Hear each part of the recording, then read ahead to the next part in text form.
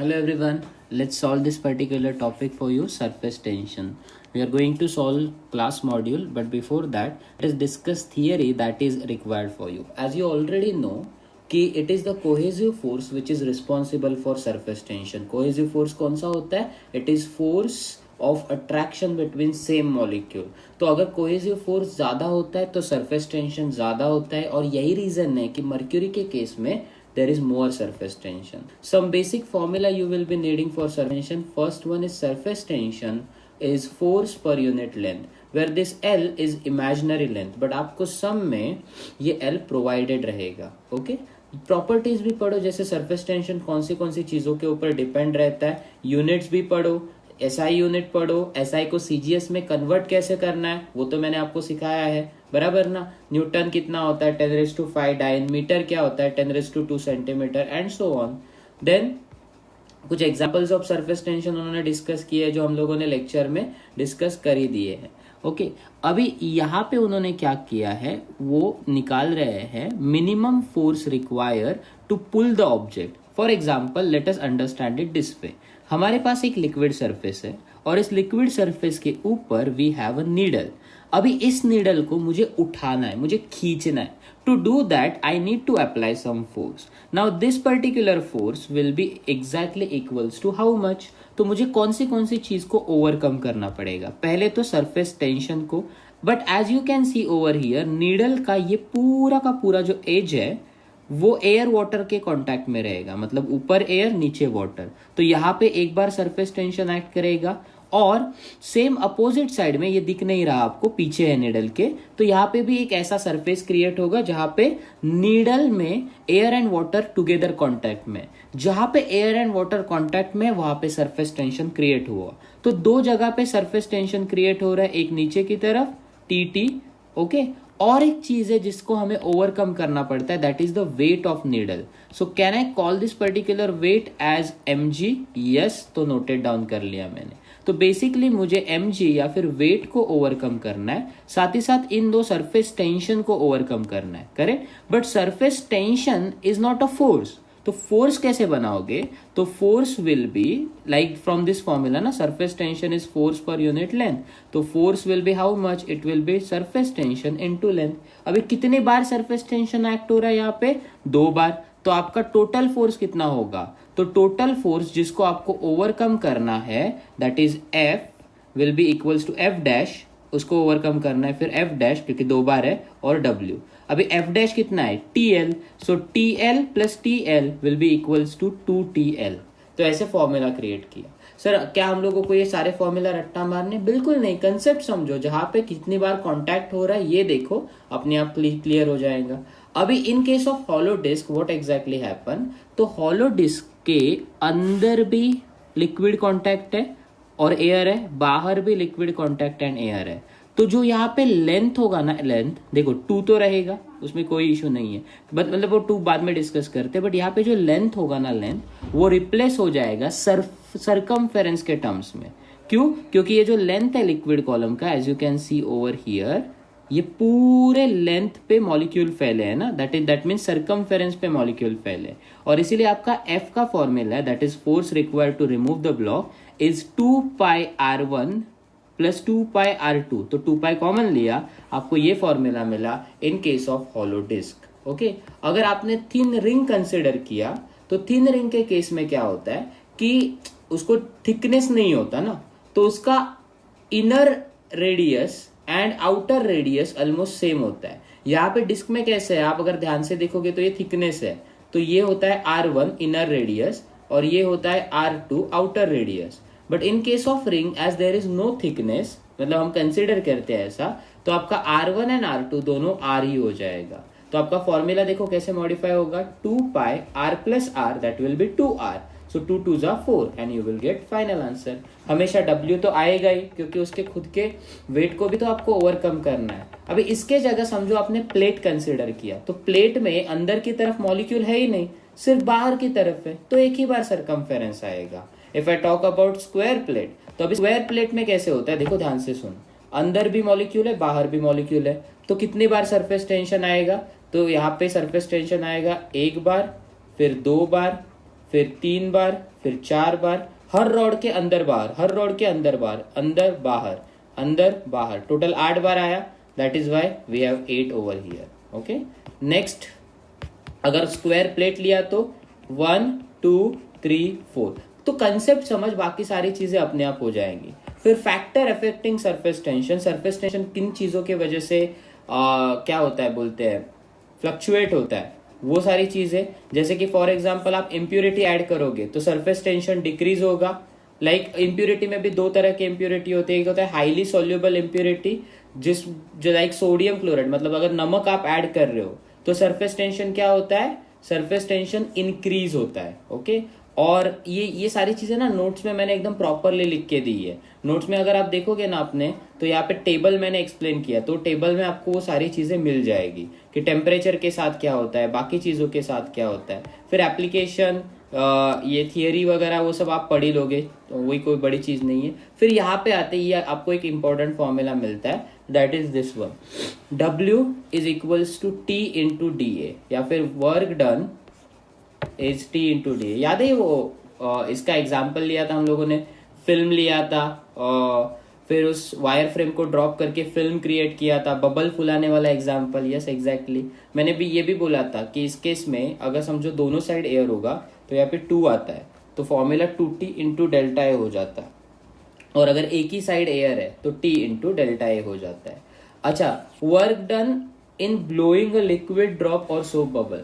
तो मान के चलो आपको एक ड्रॉप को फुलाना है, आपको उसको लाइक एक्सपांड करना है. पहले वो इतना था, अभी आपको इतना बनाना है. तो आपने क्या किया, कुछ तो काम किया, तभी तो इट इज पॉसिबल है. तो वैसे केस में आपका वर्क डन क्या हो जाएगा, ये शॉर्टकट फॉर्मूला है. ओके. मैंने आपको मेथड भी सिखाया है. शॉर्टकट फॉर्मूला क्या है, W equals to T into 4 pi R2 square minus R1 square. And in case of soap bubble दोनों साइड एयर होती है, अंदर भी एयर बाहर भी एयर, तो इंस्टेड ऑफ 4 पाई यहाँ पे हो जाएगा 8 pi. Now work done in splitting of bigger bubble. तो ये मेथड मैंने सिखाया था. मैंने आपको रिलेशन याद रखने के लिए बोला था, कौन सा वाला, ये वाला, R cube is equals to NR cube, या फिर इसका क्यूब रूट लेके आप रिलेशन याद कर सकते हो.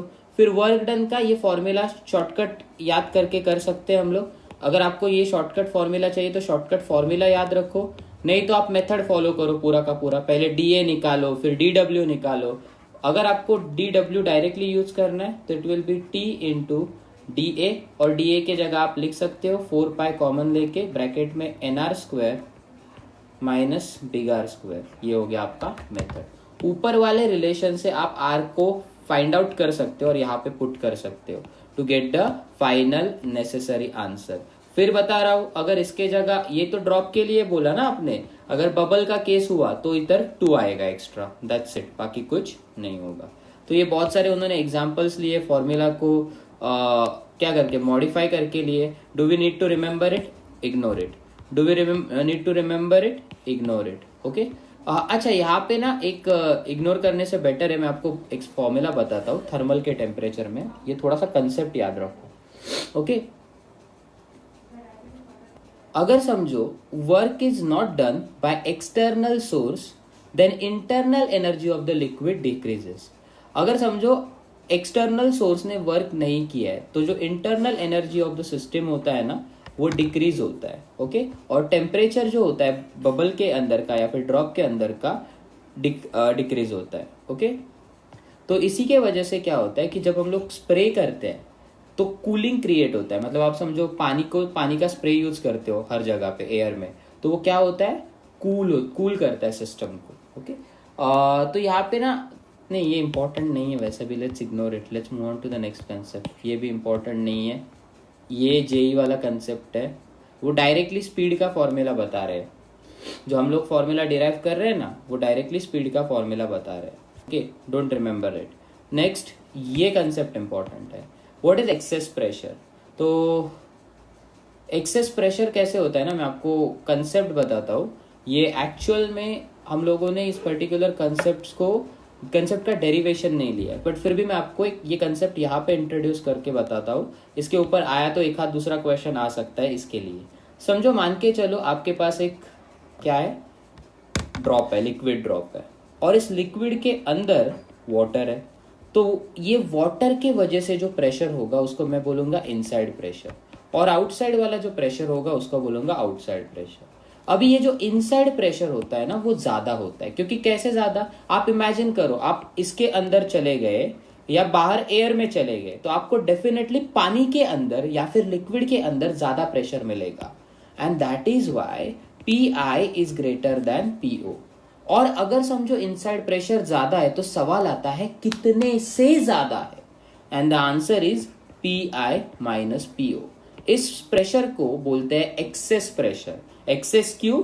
पीओ से कितने से ज्यादा है वो निकालने के लिए you basically subtracted this two pressures, and ये एक्सेस प्रेशर का formula in case of drop is proven to be 2T upon R, where R is radius of the drop. तो आपको क्वेश्चंस आएंगे इस फॉर्मूला के ऊपर बेस्ड, मतलब excess pressure is 2T upon R। जैसे कि समझो लिक्विड सेम रखा और आपने खाली रेडियस चेंज किया, don't you agree excess pressure then will be inversely proportional to radius. तो आप ये इनवर्स का रिलेशन यूज कर सकते हो, ऐसे क्वेश्चन आएंगे। ओके, तो कुछ लॉजिक्स याद रखते हैं इसके रिलेटेड। अच्छा, और एक चीज, ये किसके लिए बोला? ड्रॉप के लिए। बबल में दो जगह एयर होता है, तो 2T के जगह क्या हो जाएगा? Yes dear 4T। बस अभी देखो, अगर समझो आपने प्लेन सरफेस कंसिडर किया, प्लेन मतलब एकदम सपाट वाला, तो एक्सेस प्रेशर होगा ही नहीं, डेल्टा पी 0 होगा, क्योंकि प्रेशर वेरिएशन ही नहीं होगा तो प्रेशर चेंज क्या होगा। बट आपने अगर समझो कॉन्केव सरफेस कंसिडर किया, कॉन्केव मतलब ऐसे शेप वाला, तो excess pressure 2T upon R होता है। Even in case of convex surface 2T upon R होता है। ड्रॉपलेट के केस में 2T upon R, easy concept. Bubble के केस में 4T अपॉन R, 2 का 4 हुआ, एंड बबल लिक्विड के अंदर हुआ तो 2T अपॉन R। ये ना मेरा फेवरेट है, ये इसके पीछे रीजन बताता हूं। देखो, अगर समझो बबल है जो लिक्विड के अंदर है, मतलब उसके सिर्फ अंदर एयर है, बाहर एयर नहीं है। यहाँ पे 2T का 4T क्यों हो रहा था? दोनों जगह एयर था ना, अंदर भी और बाहर भी, बट यहाँ पे सिर्फ और सिर्फ अंदर एयर है, बाहर तो लिक्विड है, तो फॉर्मूला एज इट इज रहता है, that is 2T upon R। फिर आते हैं इस पर्टिकुलर कंसेप्ट पे। समझो अगर ये पर्टिकुलर ड्रॉप लिक्विड में एक लेवल में है, पानी के अंदर है, तो उसके अंदर का pressure that will be P कितना होगा? तो एक्सेस प्रेशर प्लस हाइट के वजह से होने वाला प्रेशर। अभी हाइट पे होने वाला pressure we write it in terms of rho GH। इन्होंने जहां पे भी रो दिखा है वहां पे डेंसिटी चिपका दिया है, D लिखा है, बट मैं रो ही लिखूंगा अपना स्टैंडर्ड वाला। तो टोटल प्रेशर हो जाएगा उसका खुद का excess pressure plus pressure because of the water column above it which is rho GH। Okay, cylindrical liquid surface ये सब चीजें नहीं करनी है आपको, इग्नोर करो। नेक्स्ट, ये भी इग्नोर करो, ये भी इग्नोर करो। ये कौन सा कंसेप्ट है? शेप ऑफ लिक्विड मेनिस्कस, ये भी इग्नोर करो। यहां पे आते हैं एंगल ऑफ कांटेक्ट पे। एंगल ऑफ कांटेक्ट पे मैंने आपको केसेस बताई थी, बराबर, और आपको बोला था कि इसके ऊपर थियरी क्वेश्चंस आ सकते हैं या फिर कुछ भी हो सकता है। तो एंगल ऑफ कांटेक्ट में कैसे होता है कि अगर आपका थीटा अक्यूट हुआ, that is less than 90 degree, ये कब पॉसिबल है? जब adhesive force greater than cohesive force upon √2 होता है, और आपको मेनिस्कस मिलता है कॉन्केव मेनिस्कस। ओके, इस केस में liquid wets the solid, actually partially wets the solid. और एग्जाम्पल के तौर पे बात करेंगे तो the kerosene is a good example. But अगर हम लोग बात करेंगे प्लेन मेनिस्कस की, तो ये प्लेन मेनिस्कस हमें वाटर के केस में मिलता है। वो भी कौन सा वाला वाटर पता है आपको? दैट, एक मिनट, ये does not wet the solid, मतलब ये हाइपोथेटिकल कंडीशन है guys. Hypothetical condition, can you see, like, क्योंकि इसमें एंगल जो दिया है वो 90 डिग्री दिया है, ऐसा कोई लिक्विड ही प्रेजेंट नहीं है। This is hypothetical condition, it is impossible. Okay, so it is not possible. Next, theta 90 degree हुआ तो क्या हो गया? अगर थीटा ग्रेटर देन 90 डिग्री हो गया तो आपको एक बेस्ट एग्जांपल है Hg, दैट इज मर्क्यूरी, जो कॉन्वेक्स मेनिस्कस क्रिएट करता है, और ऐसे केस में एडेसिव फोर्स हमेशा कोहेसिव फोर्स से लेस ही रहेगा। Next, angle of contact lies between 0 degree to 180 degree, important statement है। एंगल ऑफ कॉन्टैक्ट 0 और 180 के बीच में ही फ्लक्चुएट होता है, उसके ऊपर नहीं। आप मैक्सिमम वैल्यूज देख सकते हो, लाइक मर्क्यूरी का 138 है, क्रोमियम एंड वाटर का 160 है, उसके ऊपर नहीं जाएगा। ओके, तो 0 एंड 180 लिमिट होता है। और ये कौन से चीज के ऊपर डिपेंड होता है वो भी पढ़ो। टेम्परेचर के ऊपर होता है, कौन सी चीज, ये चीज देखो, अगर आपका टेम्परेचर बढ़ रहा है तो एंगल ऑफ कांटेक्ट क्या होता है, डिक्रीज होता है, वेरिएशन समझो, समझ रहे हो। फिर कैपिलरिटी के रिलेटेड मैंने पूरा का पूरा थियरी आपको प्रॉपरली सिखाया, I am not going to introduce it again, आप अपने आप से पढ़ो इसको, ये सारी चीजें इग्नोर मार दो। अच्छा एक और चीज, इसको इग्नोर मारोगे बट इसको पढ़ोगे। अगर समझो कैपिलरी ट्यूब को आपने एलिवेट किया है, एलिवेट इन द सेंस आप पहले ऐसा था कैपिलरी ट्यूब, आपने क्या किया, उसको ऐसे एंगल पे डाल दिया, तो उसका लेंथ फ्लक्चुएट होता है, या फिर मतलब उसका अगर इमेजिन करो कैपिलरी ट्यूब आपने ऐसे सीधे इंसर्ट किया था तो आपका राइज कितना हुआ था, इतना हुआ था, बट जब भी आपने कैपिलरी ट्यूब को थोड़ा टेढ़ा इंट्रोड्यूस किया तो उसका राइज चेंज हो गया, बराबर। तो अभी पहले कैसे था, सीधा था, अभी कैसे हो जाएगा, वो डेफिनेटली उसका लेंथ वेरी हो जाएगा, बराबर। मतलब अभी जो राइज हो रहा है उसको हम लोग बोलते हैं एल। अभी हम लोग ना एक ट्रिगो क्रिएट करने की कोशिश करते हैं। अगर आप इसको देखोगे तो this particular angle let's say theta है, तो मुझे एक बात बताओ, अच्छा इन्होंने अल्फा लिया है तो मैं भी अल्फा ही लेता, मुझे एक बात बताओ, don't you agree I can use cos alpha का फॉर्मूला, क्योंकि मेरे लिए ये एडजेसेंट हो गया और ये hypotenuse, I can create a triangle, correct. So cos alpha will be actually equals to adjacent upon hypotenuse. तो आपका हाइपोटेनस क्या हो जाएगा, आपका एल क्या हो जाएगा, it will B H upon cos alpha. इसमें सम कैसे आते बताता हूं आपको। बोलेंगे कि पहला कैपिलरी ट्यूब जब सीधा था तो उसका लेंथ इतना इतना था, अभी कैपिलरी ट्यूब अगर आपका डिविएट हो रहा है, फ्लक्चुएट हो रहा है इतने इतने एंगल से, तो नया लेंथ कितना होगा, नया हाइट कितना होगा, तो ये फॉर्मूला यूज कर, you will get final answer.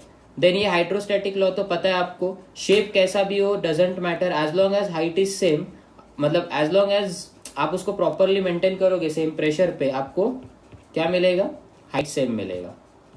And अगर हाइट सेम है तो pressure across will be same. ये ड्रॉप का कंसेप्ट भी मैंने आपको सिखा दिया है। ओके, यहाँ पे थोड़ा सा कंसेप्ट अपने को याद रखना है, और ये सब नहीं याद रखेंगे हम लोग क्या करेंगे, हम लोग फाइनल फॉर्मूला याद रखेंगे। We are not going to see the derivation, समझ गए। समझो आपके पास दो बबल्स है, एक का रेडियस r1 है और दूसरे का r2 है, और वो क्या करेंगे, एक दूसरे के साथ मर्ज हो जाएंगे। जब वो मर्ज होते हैं तो यहाँ पे समवेयर एक रेडियस क्रिएट हो जाता है जिसको बोलते हैं रेडियस ऑफ इंटरफेस। इंटरफेस क्यों, यहाँ पे कांटेक्ट हो रहा है ना, वो वाला, वहां का रेडियस। तो वो रेडियस दिया जाता है by the formula of r1 r2 upon higher minus lower. मतलब हायर पहले लिखो, लोअर बाद में, क्योंकि अगर समझो आपने गलती से लोअर पहले लिखा तो रेडियस निगेटिव में आएगा। Radius is a distance and it can not be negative, that is why आपका हायर यहाँ पे पहले आना चाहिए। फॉर्मूला याद करो, काम में आएगा। सेट कर देता हूं आपके लिए, इंपॉर्टेंट है, कर दिया। नेक्स्ट इग्नोर,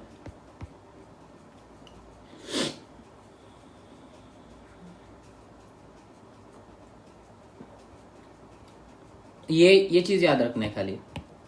अगर समझो दो बबल है जो कोलेसिस होंगे, कोलेसिस मतलब कंबाइंड होंगे, ओके, अंडर आइसोथर्मल कंडीशन ये एक्चुअली वर्क होता है, यहाँ पे इन्होंने मेंशन नहीं किया, बट ये चीज कब वर्क होती है, अंडर आइसोथर्मल कंडीशन। तो इन दैट पर्टिकुलर सिनारियो जो नया बबल फॉर्म होगा, मतलब दो बबल थे, दो बबल मर्ज हो गए और एक सिंगल बबल बना, ऐसे दो थे, दोनों मर्ज होकर एक सिंगल बबल बना, तो ये सिंगल बबल का रेडियस कितना होगा, तो under root of r1 square plus r2 square. फिर उसके बाद ये वाला कंसेप्ट भी याद रखते हैं थोड़ा बहुत। अगर समझो आपके पास दो कैपिलरी है या फिर यू ट्यूब है, इसको बोलते हैं यू ट्यूब स्ट्रक्चर, तो आपको बोला है कि ये दोनों में जो डिफरेंस है वो कितना होगा, ये h। तो इसको निकालना कोई बड़ी चीज नहीं है, सच्ची बोल रहा हूँ, एकदम इजी चीज है। देखो अगर आपको ये दोनों का डिफरेंस निकालना है, that is delta h, it is h1 minus h2। हर एक चीज मान के चलो कैपिलरी की तरह बिहेव कर रही है, मतलब ये भी कैपिलरी और ये भी कैपिलरी की तरह।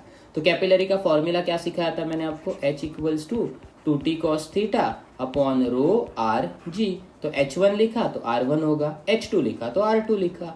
तो मैं h1 माइनस h2 करूंगा, इसको h1 के जगह पुट करूंगा, सिमिलरली h2 को पुट करूंगा, then I can take common things like I can take 2t common, cos theta common, rho common, g common, आपको क्या मिला 1/r1 माइनस 1/r2 मिला।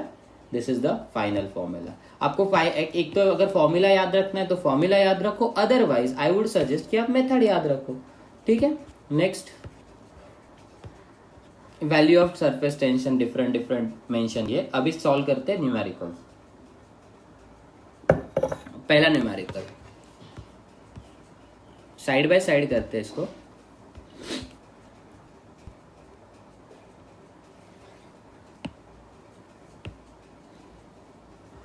आई होप आप अगर पॉसिबल होगा तो बड़े स्क्रीन पे देखने की कोशिश करो ताकि आपके आईज के ऊपर स्ट्रेन ना आए। साइड बाय साइड कर रहा हूँ ना क्वेश्चन एंड ऑल दैट, तो आपको थोड़ा सा हेल्प मिलेगा। पहला question, soap helps in cleaning clothes because. Actually इसका रीजन है, पहली बात तो ये समझो नॉर्मल वाटर से क्लोथ्स क्लीन क्यों नहीं होते। वाटर के पास एक एबिलिटी है ऑब्वियसली सरफेस टेंशन, जिसके वजह से वो स्ट्रेच मेम्ब्रेन क्रिएट करता है। कपड़े अपने धागे धागे से बने होते हैं, तो like for example like this structure, तो वाटर आके इसके ऊपर फैल जाता है। सो वाटर ऐसे आके फैल जाता है, but water can not actually penetrate this structure. तो वाटर को पेनिट्रेट करने के लिए हमें सरफेस टेंशन को क्या करना पड़ेगा, डिक्रीज करना पड़ेगा। और वो डिक्रीज करने का काम कौन करता है, डिटर्जेंट। तो जब भी आप डिटर्जेंट या फिर सोप्स ऐड करते हो तो वो वाटर के सरफेस टेंशन को लो करने का काम करता है। सिमिलरली जब धुआं वाला आता है या फिर जो मच्छर भगाने का काम करता है, वो क्या करता है, वो जब धुआं छोड़ता है उसमें बेसिकली केमिकल्स तो होते हैं, तो केमिकल्स वाटर का सरफेस टेंशन कम करते हैं, जिसके वजह से जो मस्कीटो ने एग ले किए हैं वो नीचे सिंक हो जाते हैं। Let's solve second question. A beaker of radius 15 centimeter is filled with a liquid of surface tension 0.075। तो जो भी डेटा मेरे को दिखता है मैं फटाफट यहाँ पे लिखूंगा। S का वैल्यू लिखा है 0.075 SI में है, नोट डाउन कर लिया। R का वैल्यू 15 सेंटीमीटर मतलब 0.15 metre. Force across an imaginary diameter of the surface of liquid. तो फोर्स क्या निकालना है आपको, अक्रॉस इमेजिनरी डायामीटर। कैसे निकालोगे तो बेसिकली आपको फॉर्मूला मालूम होना चाहिए। अगर आपके पास फॉर्मूला है तो स्टोरी क्लियर हो जाएगा। बीकर है जिसका रेडियस 15 सेंटीमीटर है, filled with a liquid. Okay, अरे आराम से सॉल्व करेंगे। देखो ये बीकर है, बीकर के अक्रॉस इमेजिनरी लाइन है, मतलब आपको surface tension along this line निकालना है। ओके, ऐसे नहीं, सरकमफेरेंस नहीं बोला है, अलोंग लाइन बोला है। कोई बात नहीं, बड़ी चीज नहीं है। एक्चुअली फोर्स निकालना है ना। सरफेस टेंशन का फॉर्मूला होता है force per unit length, correct. आपको रेडियस दिया है, आपको डायामीटर सोचना है, तो diameter will be 2 times radius which is equals to 0.30। हो गया आपका फॉर्मूला रेडी। आपको फोर्स निकालना है, force will B S into L. S का वैल्यू 0.075 इंटू 0.3। तो आंसर आप सॉल्व करोगे तो आपको आएगा 0.3 दिस वन डी। फिर भी आप वेरीफाई कर लेना कैलकुलेट करके। Next one, force necessary to pull a circular plate of 5 centimetre radius from the water surface for which surface tension is 75 dyne per centimeter is। Okay, क्या बोला, force necessary to pull a circular plate बोला है, मतलब आपको force find out करना है। फिर क्या बोला है आपको, सरफेस टेंशन दिया हुआ है, बस प्लेट है ना, पूरा का पूरा प्लेट है, तो कोई बड़ी बात नहीं है इसके लिए। हम लोग सॉल्व करना चालू करते हैं। ये समझो प्लेट है, ये प्लेट है पूरा का पूरा। और मॉलिक्यूल्स कहाँ पे कंसिडर करेंगे फिर लिक्विड के, तो लिक्विड के मॉलिक्यूल्स हम लोग यहाँ पे कंसिडर करेंगे। तो मॉलिक्यूल पूरे के पूरे सरकमफेरेंस तक फैले हुए हैं, तो जो भी टेंशन लगाएंगे, सरफेस टेंशन लगाएंगे, वो ये मॉलिक्यूल्स लगाएंगे।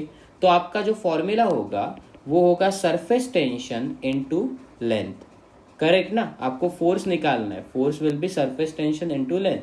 तो सरफेस टेंशन तो आपको दिया है 75 डाइन्स पर सेंटीमीटर। लेंथ कैसे निकालोगे, तो लेंथ होता है ये वाला part, that is nothing but circumference of this particular disc which will be, या तो 2 पाई आर लिखो, बस 2 पाई आर वही लिखेंगे, या तो पाई डी मतलब पाई इंटू डायामीटर, ऐसे भी लिख सकते हो, आपकी मर्जी।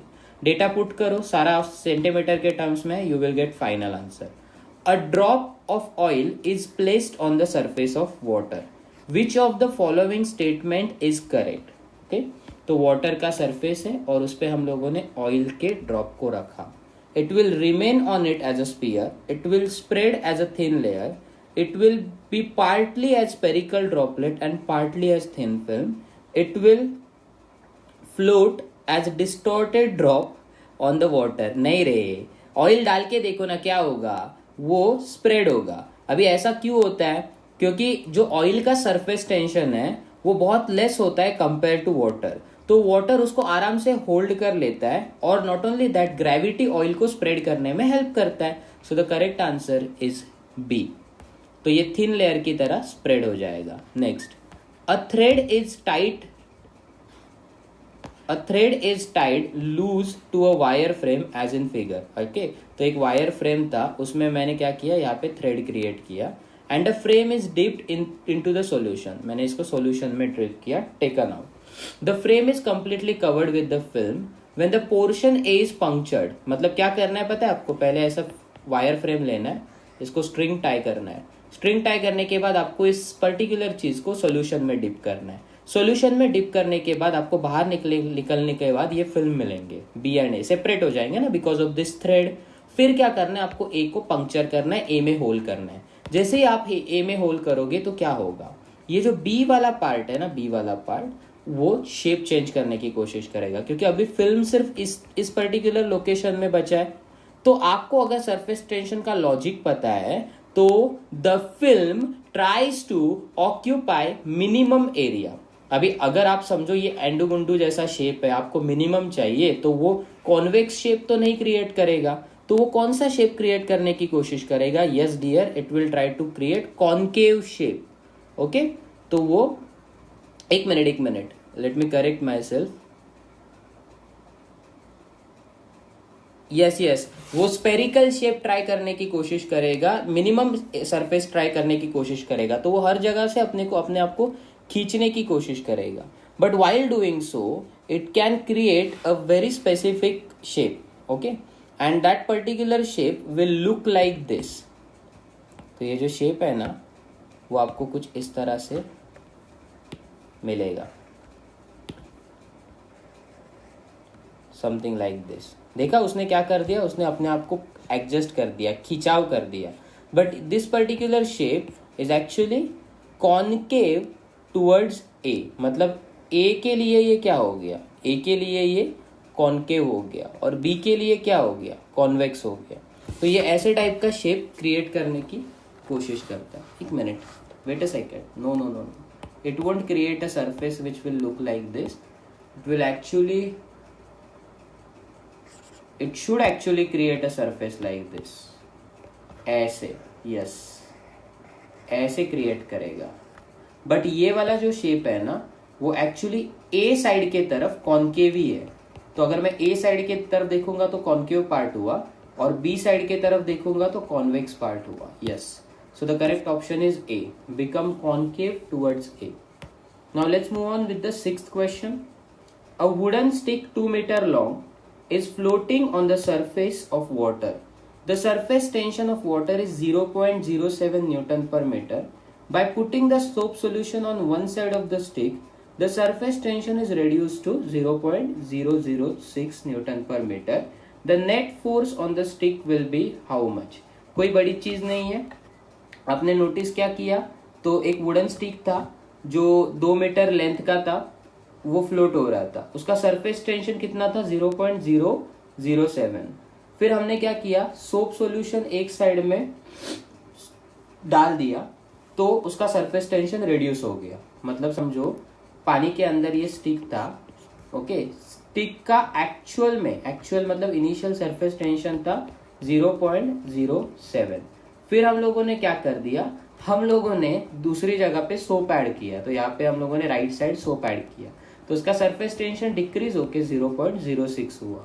आपको पूछ रहे कि नेट फोर्स कितना होगा. तो आपको अगर नेट फोर्स निकालना है तो आपका फॉर्मूला क्या होगा? F net will be net surface tension into length because surface tension is force per unit length. तो आपको इनडायरेक्टली S net निकालना है. S net या फिर T net निकालो. आप T से डिनोट करना चाहते हो, नो इश्यू. डेफिनेटली यहाँ पे सरफेस टेंशन 0.07 है जो इसको ये डायरेक्शन में खींचने की कोशिश करेगा, और यहाँ पे है 0.06 जो राइट वर्ड खींचने की कोशिश करेगा। तो दोनों का क्या होगा? Subtraction definitely. So this will be 0.07 minus 0.06 into length का value that is given to be 2 metre. So आप सॉल्व करोगे, आंसर आएगा 0.02 newton. Let's move on with the next question. Adding detergents to water helps in removing dirty, greasy stain. This is because, अच्छा अभी ये वाला reason आप खुद try कर सकते हो। It increases the, इसका जो आंसर होगा, adding detergent to water helps in removing dirty, greasy stain.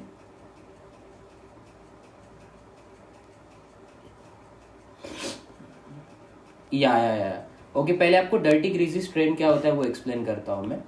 मान के चलो आपके पास ये क्लोथ है, ओके, और ना सीन क्या होता है कि वाटर इसके ऊपर फैलने की कोशिश करेगा, बराबर। तो समझो ये जो येलो वाला चीज है वो वाटर फैला है। अभी ग्रीजी स्ट्रेन क्यों नहीं निकलते नॉर्मली? क्योंकि वो यहाँ पे चिपक के बैठते हैं, बराबर। But there are some kind of detergent that actually helps to remove this particular greasy strain. So while it reduces surface tension of water, normal case में डिटर्जेंट वही करता है, but जो ऑयल एंड वाटर के बीच का surface tension है ना, उसको वो इंक्रीज करता है। तो मतलब वाटर का सरफेस टेंशन डिक्रीज करता है, agree, but at the same time समझो इस पर्टिकुलर चीज के ऊपर हम लोग ऑयल कंसिडर करते हैं, हाँ। तो ये जो है ना, ये इसके ऊपर फैला हुआ ग्रीन वाला पार्ट, अभी आपको दिखेगा नहीं, थोड़ा डार्कर यूज करते हैं।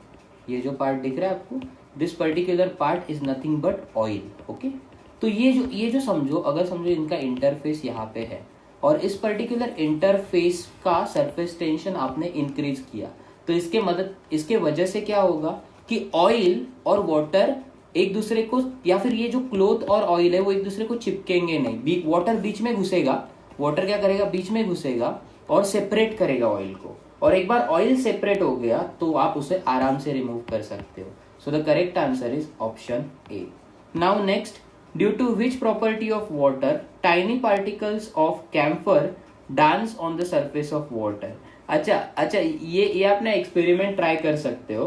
आंसर तो डेफिनेटली है सरफेस टेंशन, क्योंकि कैम्फर क्या होता है, वाटर में इजीली डिसॉल्व हो जाता है, और डिसॉल्व होने के बाद क्या होता है, सरफेस टेंशन डिक्रीज हो जाता है। एंड सरफेस टेंशन जैसे डिक्रीज होता है ना, तो there is imbalance of forces. मतलब समझो आपने क्या किया, ये एक वाटर सरफेस है और इसके ऊपर कैम्फर डाला, तो ना कैम्फर फटाफट डिसॉल्व होना चालू होता है। कैम्फर इम्प्यूरिटी है, आप वाटर में इम्प्यूरिटी डालोगे तो क्या होगा, सरफेस टेंशन डिक्रीज होगा। तो यहाँ का सरफेस टेंशन डिक्रीज जब होता है तो कैम्फर अंदर घुसता है थोड़ा बहुत, मतलब और घुसता है, और उसके बाद क्या होता है, यहाँ पे इम्बैलेंस क्रिएट होता है, मतलब फोर्सेस बैलेंस नहीं होते। Because of that camphor dance करने लगता है। मतलब आप ना ट्राई करके देखो, कैम्फर आगे पीछे अपने आप, सो इट अपीयर्स लाइक तड़तड़ी कर रहा है camphor, okay. So that is the reason, क्या surface tension reason है।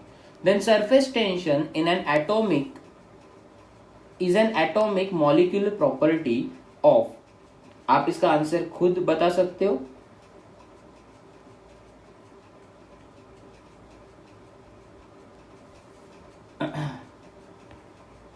बट ना यहाँ पे ना आपको लगेगा क्या कि कौन सा आंसर होगा। तो the correct answer of this particular question, surface tension interior atoms में नहीं होता, वो सिर्फ सरफेस वाले एटम्स में होता है। एटम्स एट सरफेस तो करेक्ट आंसर लगना चाहिए। एटम्स विच आर एक्सटीरियर ये तो गलत है, सरफेस वाले चाहिए। बट यहाँ पे एक और ऑप्शन है, देखो, atoms at surface bounded entirely by different atoms. ये इंपॉर्टेंट क्यों है वो एक्सप्लेन करता हूँ।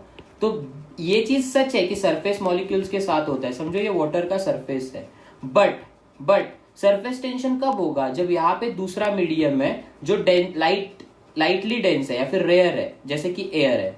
तो एयर डिफरेंट मॉलिक्यूल्स जब एक मीडियम के मॉलिक्यूल्स के साथ बाउंडिंग करने की कोशिश करते हैं, या फिर उनके बीच में जो भी चीज हो रही है उसके वजह से सरफेस टेंशन क्रिएट हो जाता है, ओके, वेरिएशन की वजह से। So atoms at surface true, bounded entirely by different atoms ये भी ट्रू। तो the more suitable answer is D. Even though b is not incorrect, D is more suitable, तो आपका करेक्ट आंसर डी हो जाएगा. At which of the following temperature the value of surface tension of water is minimum. तो आपको ये find out करना है कि इनमें से कौन से टेम्परेचर के लिए सरफेस टेंशन मिनिमम होना चाहिए. वाटर बहुत सिंपल सा प्रॉपर्टी फॉलो करता है. वाटर क्यों, बहुत सारे लिक्विड वही फॉलो करते हैं. If you increase the temperature surface tension decreases. Temperature increase हुआ सरफेस टेंशन डिक्रीज हो जाता है. तो that means max to max आपको टेम्परेचर चूज करना है इसमें से, that is 75. 11th question. A 10 centimeter long wire is placed horizontally on the surface of water and is gently pulled up with a force of 2 into 10 raised to minus 2 Newton. To keep the wire in equilibrium, the surface tension in Newton per meter of wire is how much? Okay, तो आपको equilibrium में put करना है और basically surface tension find out करना है. कोई बड़ी बात नहीं है. देखो आपके पास वायर है, करेक्ट, वायर, और वो पुलिंग वाला कंसेप्ट. वायर में याद है मैंने आपको क्या सिखाया था, यहाँ पे 2 बार सरफेस टेंशन एक्ट होता है, टी. तो आपको 2 बार ओवरकम करना पड़ेगा. साथ ही साथ मैंने आपको वेट के बारे में बताया था, बट इन्होंने वायर के वेट का मेंशन ही नहीं किया है. दैट मीन्स वायर का वेट सिग्निफिकेंट नहीं है, तो उसको इग्नोर करो. तो आप यहाँ पे डायरेक्टली लिख सकते हो force that is required for pulling will be given as 2 times t into L. अच्छा, 2 times t क्यों लिखा, क्योंकि जैसे बताया 2 बार सरफेस टेंशन एक्ट हो रहा है, तो 2t into L आएगा. तो ये लिखो यहाँ पे और सॉल्व करो इसको. नहीं, बट अपने को टेंशन चाहिए ना, तो ठीक है, t को एक तरफ लिख लो. सो F/2L. You will get final answer once you solve it. Now 12th question. 2 pieces of glass plate, one upon the other, with a little water in between them, cannot be separated easily because surface tension. Glass है, दोनों के बीच में water attach कर दिया आपने, तो water क्या करेगा, सरफेस टेंशन का लेयर क्रिएट करेगा.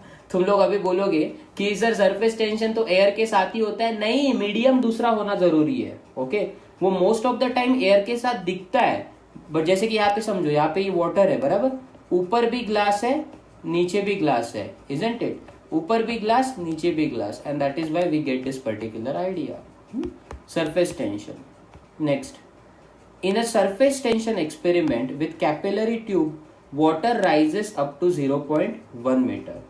If the experiment is repeated on an artificial satellite, यही क्वेश्चन शायद हम लोगों ने डिस्कस किया है, which is revolving around Earth, water rising in the capillary tube will be what? Okay, तो बेसिकली क्या बोला है, अपने को ये फाइंड आउट करना है कि वाटर कितना राइज होगा अगर ये आर्टिफिशियल सैटेलाइट के अराउंड किया जा रहा है. Okay, so basically surface tension tube experiment with capillary tube, water rises up to 0.1 metre if the same experiment is repeated on artificial satellite. Okay, तो अगर आप कैपिलरी ट्यूब का हाइट देखोगे, height will be 2t cos theta upon ρRg. जो घूमने वाला satellite होता है उसमें ग्रेविटी 0 होता है, तो ये 0 होने पे हाइट इन्फिनिटी होना चाहिए. दैट मीन्स इन्फिनिटी तो राइज हो नहीं सकता लिक्विड, तो कहाँ तक राइज होता है, जहां तक आपको वाटर कॉलम मिले वहां तक, करेक्ट. तो आपको मतलब बेसिकली हाईएस्ट जितना लेंथ होगा कैपिलरी का वहां तक, तो आपको हाईएस्ट लेंथ कहाँ तक मिलेगा, टॉप तक, मतलब यहाँ तक ना. अभी वो हाईएस्ट लेंथ उन्होंने नहीं दिया है, तो the most suitable answer will be 0.1 only, क्योंकि मुझे पता नहीं है ना कि एग्जैक्टली कैपिलरी का हाइट कितना है. It can be 10 metre, it can be 20 metre, it can be something like that. But उन्होंने क्या बोला है कि अर्थ पे 0.1 मीटर जा सकता है, तो मे बी अर्थ पे उन्होंने मैक्सिमम निकालने की कोशिश की होगी. सो 0.1 is correct answer. Actually not, it will B full length. मैं भी क्या बोल रहा हूँ, मैंने डी ऑप्शन पढ़ा ही नहीं. Full length of capillary tube, देखा ना, इन्फिनिटी जाना चाहिए था, बट वो कहाँ तक जाएगा, full length. Shit, sorry about that. Next one. A drop of water breaks into 2 droplets of equal size. Okay, in this process, which of the following statement is correct? First, the sum of the temperature of the 2 droplets together is equals to original temperature. बिल्कुल नहीं. ऐसा क्यों बताता हूँ, अगर समझो आपके पास 2 droplet है और वो क्या करते हैं, वो एक ड्रॉपलेट है और वो एक ड्रॉपलेट 2 ड्रॉपलेट में डिवाइड हो रहा है. सीन क्या होता है, जब ये ड्रॉपलेट्स डिवाइड हो जाएंगे तो उनका टेम्परेचर लॉस हो जाएगा या फिर हीट लॉस हो जाएगा, तो फाइनल ड्रॉप का जो एडिशनल टेम्परेचर है वो इसके जितना कभी नहीं हो पाएगा। ओके, क्यों? क्योंकि प्रोसेस में हीट लूज होता है। Second, the sum of masses of two droplets is equals to the original mass. Definitely yes. Mass कभी चेंज होगा क्या? नहीं। तो मतलब इसका मास और इसका mass, so you can easily से m is equals to m1 plus m2। बाकी के दो चेक करने की जरूरत नहीं है, खत्म हो गया। 15th question, a square frame of side L is dipped in the liquid. On taking out, a membrane is formed. If the surface tension of the liquid is T, the force acting on the frame will be how much? ये आपको calculate करना है, बराबर, कोई बड़ी चीज नहीं है। देखो कितने साइड एयर होता है, पहले ये मेरे को बताओ। तो दो साइड होता है। और एक चीज है, फ्रेम बनाने की कोशिश कर रहे हो आप, बराबर, फ्रेम बनाया, स्क्वायर फ्रेम, तो कितने हो गए टोटल एजेस? 4 हो गए। हर एक पर्टिकुलर साइड पे 2 बार टी होगा, 1 2 1 2 1 2, अंदर बाहर। तो टोटल फोर्स हो जाएगा, it will be equals to 8 times surface tension times length. 8 क्यों आया, रीजन समझा, खत्म। C option. 16, the force required to separate 2 glass plates of area 10⁻² meter square with a film of water 0.05 mm thick between them is, क्या निकालना है अपने को? Force required to separate 2 glass plate है, उनका एरिया दिया है अपने को, ठीक है, ए लिखा, थिकनेस दिया है, थिकनेस मतलब टी दिखा है 0.05 mm, तो you can convert this particular thing as 0.05 into 10⁻³ metre या फिर 5 into 10⁻⁵ मीटर। नेक्स्ट क्या बोला है? सरफेस टेंशन दिया है, तो that means capital T is 70 into 10⁻³ Newton per metre. आपको फाइंड आउट करना है फोर्स रिक्वायर्ड, इसका शॉर्टकट फॉर्मूला है 2 into T into A upon small T. अभी ये फॉर्मूला एक्सप्लेन करता हूँ मैं शॉर्ट में। 2 क्यों आया? क्योंकि ग्लास ऊपर भी है, ग्लास नीचे भी है, तो बेसिकली अगर आपको इसको सेपरेट करना है, निकालना है दूसरे ग्लास से, तो इसका खुद का फोर्स होगा प्लस नीचे वाला ग्लास भी रोक के रखने की कोशिश करेगा, that is why there is this 2। T surface tension है, ए क्या है? एरिया है, और थिकनेस कंसिडर किया है। अभी तुम लोग बोलोगे सर ये मैटर कैसे करता है? क्योंकि आपको थिकनेस का कंसिडरेशन करना है। अगर आप देखोगे ना तो एरिया हो सकता है actually length into thickness upon thickness cancel, तो ये अपने नॉर्मल फॉर्मूला जैसे हो गया। देखो surface force is actually surface tension times length, so it totally makes sense ये फॉर्मूला। डेटा पुट करो, you will get final answer. Let's now try to solve next question, that is question number 17। तो 17 question solve करने के लिए आपको थोड़ा सा conceptual knowledge लगेगा, and actually it is very easy, एकदम इजी है। देखो ऐसे फॉर्मूला वाले क्वेश्चन बहुत इजी होते हैं। एक थिन डिस्क है जिसका रेडियस आर है और वो वाटर के सरफेस के ऊपर फ्लोट हो रहा है। तो चलो यहाँ पे मैं डिस्क क्रिएट करने की कोशिश कर रहा हूँ, ओके, और रेडियस है उसका आर। फिर end bends the surface downwards along the perimeter making an angle theta with vertical edge of the disc. Thin metal disc, ठीक है, surface along the perimeter making, okay. तो ये जो डिस्क है ना वो नॉर्मल पतला फ्लैट डिस्क नहीं है, तो ये ऐसे टाइप का डिस्क है। मैं थोड़ा सा ऐसे आपको बना के बताता हूँ, ऐसे टाइप का, मतलब लाइक अंदर से ऐसा दबा हुआ डिस्क है, मिडल से you could say it is like compressed, and that is why वो वर्टिकल के साथ एक थीटा एंगल क्रिएट करने की कोशिश करता है। तो मैं वो एंगल को नोट डाउन करूंगा। ये जो एंगल है ना, समझो मान के चलो ये डिस्क का नीचे वाला सरफेस है, this is the lower surface you are talking about, okay, so this is the lower surface, okay. और ये वर्टिकल के साथ कितना एंगल क्रिएट करता है गाइस? वर्टिकल के साथ, उन्होंने वर्टिकल बोला, तो ये थीटा है, ओके। तो अगर आप नोट डाउन करोगे ना, तो जो आपका सरफेस टेंशन वाला फोर्स होता है ना, वो सरफेस टेंशन वाला फोर्स हमेशा सरफेस को टेंजेंशियल होता है। मतलब ये हो गया टी, है ना। तो अगर आप टी को रिजॉल्व करोगे तो उसके दो कंपोनेंट आएंगे। थीटा लव्स कॉस बाय के लॉजिक से जाओगे तो ये अपवर्ड कंपोनेंट हो जाएगा टी कॉस थीटा, और ये हो जाएगा टी साइन थीटा। अभी आपको क्या बोला है, आपको net displaces the weight then the weight of the metal disc निकालना है। ओके, ये पहली चीज हो गई। तो weight of the metal disc downward होगा which will be denoted by mg, है ना, या फिर इसको आप लोग w भी डिनोट कर सकते हो। अच्छा, एक और फोर्स यहाँ पे होगा, एक तो सरफेस टेंशन की वजह से आने वाला which is T cos theta. ये एक्चुअली टी कॉस थीटा सिर्फ सरफेस टेंशन है, फोर्स नहीं है। फिर से समझ, टी कॉस थीटा क्या है, सिर्फ सरफेस टेंशन है, इसको फोर्स नहीं बोल सकते। W फोर्स है but T cos theta just surface tension है। तो आप इन दोनों को बैलेंस तो नहीं कर सकते, इसके लिए कुछ तो चेंज करना पड़ेगा। I will show you that. But एक समझो, मुझे वेट को बैलेंस करने के लिए एक और फोर्स सिस्टम में एक्ट होता है जिसको बोलते हैं अपथ्रस्ट और बायंसी। तो ये बायंसी फोर्स जो है वो अपवर्ड डायरेक्शन में होगा, अपथ्रस्ट। अभी उन्होंने क्या दिखाया देखो ना, if the disc displaces weight of water W, मतलब वो भाई साहब अपथ्रस्ट को ही W बोल रहे हैं। फिर दो दो W लिख के कंफ्यूजन होगा, तो मैं अपने वेट को W डैश बोलूंगा। अभी हो गया आपका सिस्टम रेडी। तो you can now write W dash equals to W plus, मतलब downward forces are balanced by upward forces, so W dash plus T cos theta. यहाँ पे हो जाएगी गलती, क्यों? क्योंकि ये फोर्स है but T cos theta force नहीं है। तो आप क्या करोगे, आप टी कॉस थीटा को फोर्स के फॉर्मेट में लाओगे। कैसे? क्योंकि अगर आपको याद है तो फोर्स दिया जाता है by the formula of T into L. तो टी के जगह आपके पास है टी कॉस थीटा। अभी खाली आपको लेंथ की जरूरत है। But as in case of disc, जो मॉलिक्यूल फैले हुए होते हैं वो अलोंग सरकमफेरेंस फैले होते हैं। That is why instead of L you can write 2 pi R. So F will now become T cos theta into 2 pi R. तो आप अभी इस पर्टिकुलर चीज में 2 पाई आर इंट्रोड्यूस कर सकते हो। तो ये रहा आपका final formula, that is 2 pi R T cos theta plus W, option C. Last question 18th यहाँ का, a soap film of surface tension, तो टी का वैल्यू दिया है आपको 3 into 10⁻² newton per metre, formed in rectangular frame can support a straw.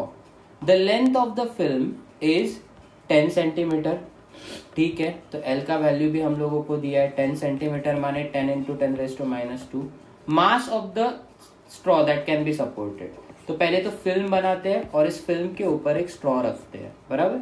मुझे straw का मास निकालना कि कितना सपोर्ट करता है ये फिल्म। तो पहली बात तो ये फिल्म क्या करेगा, it will try to apply surface tension in the opposite direction. तो ये T हो गया, ये T हो गया, और wait of the spring, wait of the straw will be mg। तो जैसे आप देख रहे हो कि आपका mg बैलेंस हो रहा है इन दो T के साथ। So mg will be equals to T plus T। फिर गलती हो जाएगा, कौन सा गलती हो जाएगा, अगर मैंने सिर्फ यहाँ पे 2T लिखा तो I can not equate force with surface tension. तो मुझे क्या इंट्रोड्यूस करना पड़ेगा, yes dear, length. So that is why 2TL हो जाएगा। वहां पे भी हम लोगों ने सेम कंसेप्ट यूज किया था, बट लेंथ के जगह सरकमफेरेंस लिया था। क्यों ऐसे किया था हमने, क्योंकि वो सर्कुलर शेप था। ऑब्जेक्ट के हिसाब से कंसेप्ट चेंज हो जाता है। That's it for this session. Next session में और क्वेश्चंस करेंगे।